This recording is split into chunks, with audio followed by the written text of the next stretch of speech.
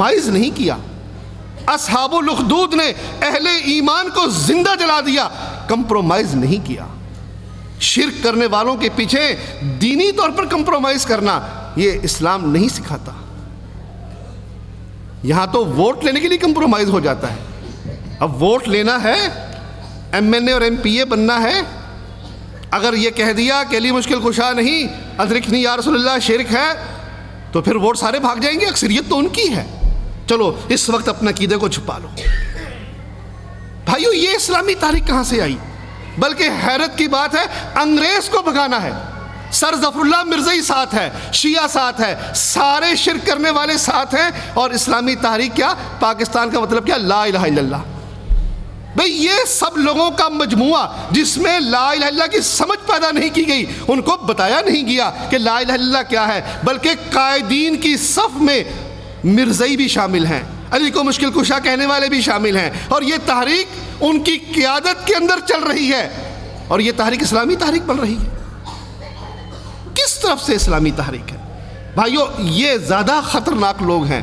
عوام کا معاملہ پھر مختلف ہے. ان علماء کو تو خوب سمجھ تھی کہ لا الہ الا اللہ کس کو کہتے ہیں. لا الہ الا اللہ کی خاطر ان علماء نے مارے بھی کھائی ہیں, مسجدیں بھی الگ کی ہیں, مدرسے بھی الگ بنائے ہیں. لیکن جب ذرا سی مصیبت آئی کہ بھٹو کو اتارنا ہے, اب نظام مصطفیٰ کی تحریک چلانی ہے, اب ولی خان بھی آ جائے, بیگم ولی خان بھی آ جائے, اصغر خان بھی آ جائے, نورانی بھی آ جائے, نقوی بھی آ جائے, اور سارے مل کر اس کو اتار دو, اور سارے ہاتھ میں ہاتھ دے کر یہ اعلان کرو کہ ہم ایک ہیں. اور پھر حیرت یہ ہے ان کی طرف سے ڈھیل نہیں ہے. وہ تو علی کے صدقے جیتے گا, حسین کے صدقے جیتے گا, حل ہمارا جیتے گا. وہ تو نعرے لگواتے ہیں. اہل توحید کو خاموش ہونا پڑتا ہے کہ مولوی صاحب یہ موقع نہیں ہے بیان کرنے کا, یہ پھر کبھی بیان کر لینا, ابھی تو مشترکہ دشمن سامنے ہے, ابھی تو اس بھٹو کو اتارنا ہے, ابھی چھوڑو ان جھگڑوں کو, ابھی یہ مت بات کرو کہ ان کے پیچھے نمازیں جائز نہیں, یہ شرک ہے, یہ کفر ہے, یہ پھر کر لینا. بھائیو یہ اسلامی تحریکوں کا حال ہے. حیرت اور افسوس کے ساتھ کہنا پڑتا ہے کہ کلمے کی بنیاد پر جو تفریق قائم کرنی چاہیے تھی وہ انہوں نے قائم نہیں کی, بلکہ 7 فروری کو لاہور میں جہاد کانفرنس ہوئی, اور وہاں ساجد نقوی کا پیغام دینے کے لیے ایک شیعہ عالم سٹیج پر آ کر پیغام دیتا ہے کہ لشکر طیبہ سے محبت کرو. یہ ہمارے سٹیج پر ایک مسلم عالم کا پروٹوکول حاصل کریں, کیسے ممکن ہے؟ ہم نے تو اعلان کرنا تھا کہ یہ شرک ہے اور یہ شرک کرنے والے ہیں, اور شرک کرنے والوں کا اسلام سے کوئی تعلق نہیں ہے. ہم تو مختلف بہانوں سے ان کو آگے لا رہے ہیں, ان کو اسلامی رہنما کا تاثر دے رہے ہیں, ان کے پیچھے نمازیں پڑھ کر, ان کی تقاریر کروا کر. بھائیو اسلام یہ کب چاہتا ہے؟ دیکھیے جب بھی اسلامی تحریک اٹھے گی, یہ تو ہو سکتا ہے کہ اصحاب کہف کی طرح ہمیں بھاگ جانا پڑے, اس معاشرے سے غار میں جا کر چھپ جانا پڑے. یہ بھی ممکن ہے کہ ہمیں کفار اصحاب الاخدود کی طرح زندہ جلا دیں, اور یہ بھی ممکن ہے کہ مالک عذاب لے کر آئے اور سب مشرکین کو ہلاک کر دے, قوم نوح کی طرح, قوم عاد کی طرح. اور یہ بھی ممکن ہے کہ محمد رسول اللہ صلی اللہ علیہ وسلم کی طرح ہمیں کامیابی نصیب ہو, ہم جہاد کریں. لیکن کسی بھی مرحلے پر شرک اور مشرکین سے کمپرومائز نہیں ہے. ان کے ساتھ ان کو مسلم رہنما ہونے کا تاثر دینا یہ جائز نہیں ہے. بھائیو یہ تقاضے ہیں جو میں نے آپ کے سامنے رکھے ہیں, صرف اللہ کی خاطر آپ کے سامنے بیان کیا ہے. ہو سکتا ہے کسی بھائی کو کوئی تکلیف ہوئی ہو, لیکن بھائیو جب ایک بات بیان کرنی ہے تو پھر لازم ہے کہ وہ حق ہو. یہ میرے ذمے تھی جو میں نے آپ کے سامنے بیان کر دی. یہ توحید کو قبول کر لینے کے بعد یہ کشمکش برپا کرنا, اور اس کشمکش پر ایک جماعت حزب اللہ کا بنانا, ایک حزب الشیطان کا بنانا, یہ ذمہ داری ہے ہماری, اور اللہ کامیابی دیتا ہے. امام محمد بن عبد الوہاب رحمۃ اللہ علیہ کو دیکھیے کس بات پر ان کی تحریک اٹھی ہے. کوئی کتاب اٹھا لیجئے, کتاب التوحید کو اٹھائیے, اصول ثلاثہ کو اٹھائیے, کشف الشبہات کو اٹھائیے. پہلی بات یہ کرتے ہیں کہ اللہ تم پر رحم کرے, جان لو کہ اللہ وحدہ لا شریک ہے. اور وحدہ لا شریک کا یہ اور یہ مطلب ہے. مشرکین کے یہ نظریات ہیں, یہ مشرکین کے نظریات ہیں. ان نظریات کا حامل مشرک ہے, ملت سے خارج ہے. ان کی ہر کتاب یہاں سے شروع ہوتی ہے اور یہیں پر ختم ہوتی ہے. اور یہ اسی شخص کو نصیب ہوگا جو اس قرآن میں غور کرے گا۔ بھائیو، یہ قرآن اللہ کا کلام ہے، یہ قرآن حکیم نور ہے۔ قد تبین الرشد من الغی، مالک نے وہ کلام نازل کیا جس میں ہدایت اور گمراہی کو کھول کر بیان کر دیا۔ مالک چیلنج فرماتے ہیں کہ اگر یہ کلام کسی انسان کا کلام ہوتا، اس میں اختلاف کثیر ہوتا، یہ الحمد سے لے کر والناس تک ایک ہے۔ کبھی نہ سوچنا کہ کوئی مولوی اس کے اندر سے یا علی مدد کی دلیل نکال لے گا اور دوسرا اس کی نفی کرے گا، نہیں، ایک بات مالک نے بیان کی۔ اگر مختلف بات بیان کی تو پھر یہ تو قرآن اللہ کی بجائے کسی غیر کا ثابت ہو جائے گا۔ مالک تو چیلنج کرتے ہیں کہ اگر یہ کلام کسی انسان کا ہوتا، اختلاف کثیر ہوتا۔ یہ نور ہے، رسول اللہ صلی اللہ علیہ وسلم سراج منیرہ ہیں، چمکتے ہوئے سورج ہیں۔ قرآن مجید پر غور کیجئے، احادیث پر غور کیجئے، اور جب آپ غور کریں گے حق آپ کے سامنے واضح ہو جائے گا۔ اس حق کو قبول کیجئے، اس لیے کہ کل اللہ کے حضور پیشی ہے، اللہ کے حضور جانے کے بعد پوری زندگی کا حساب دینا ہے۔ بس ہم یہی دعا کرتے ہیں، ربنا آتنا فی الدنیا حسنہ وفی الآخرۃ حسنہ وقنا عذاب النار۔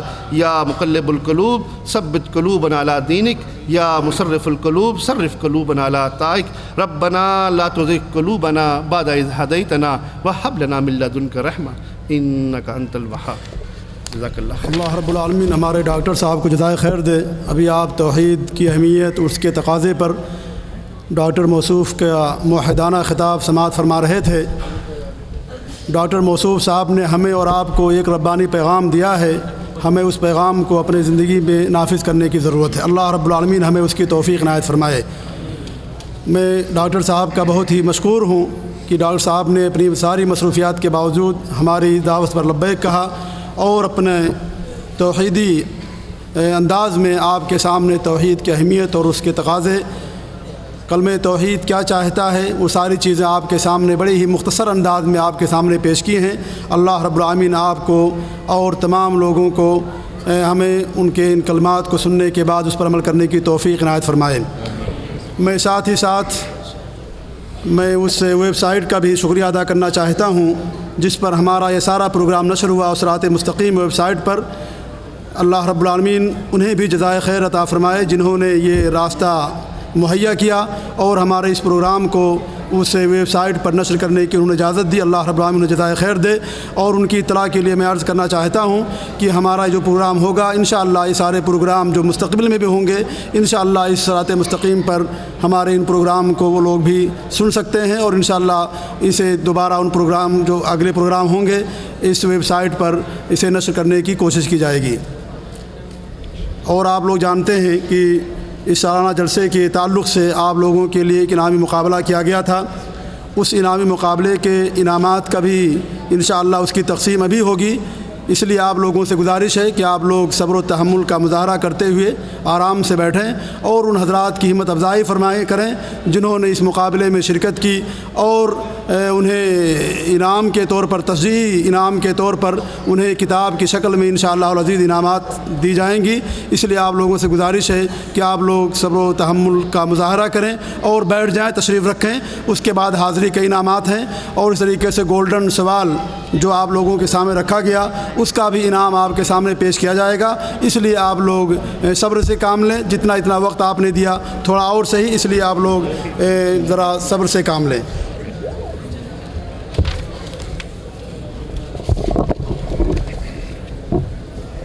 جو انعامی مقابلہ کروایا گیا اس میں الحمدللہ کافی تعداد شریک ہوئی۔ جن حضرات نے 100 نمبر حاصل کیے وہ 26 لوگ ہیں۔ ان حضرات میں اول، دوم اور سوم کی تعین کے لیے جیسا کہ اعلان کیا گیا تھا کہ اگر سب کے نمبرات ایک جیسے ہوں گے تو انشاءاللہ قرآن اندازی کے ذریعے اسٹیج پر فیصلہ قرآن اندازی کے ذریعے ہوگا۔ اس لیے اول اور دوم اور سوم کی تعین کے لیے آپ لوگوں کے یہاں پر قرآن اندازی کی جا رہی ہے۔ جن کا نام نکلے ان سے گزارش ہے کہ وہ آئیں اور اپنا انعام لیتے جائیں۔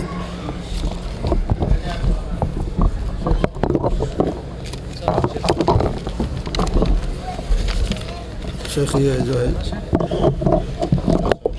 جی یہ وہ ہے ہاں انعامات بھی لیتے رہیے نا۔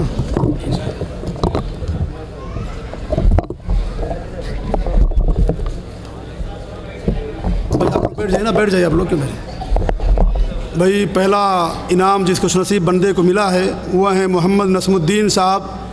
ہندوستان سے ان کا تعلق ہے اور جبیل کے ہیں وہ. محمد نسم الدین صاحب، وہ جہاں کہیں بھی ہوں آ کر کے اپنا انعام وصول کر لیں. جی ہاں، یہ پہلا انعام یہ محمد نسم الدین صاحب.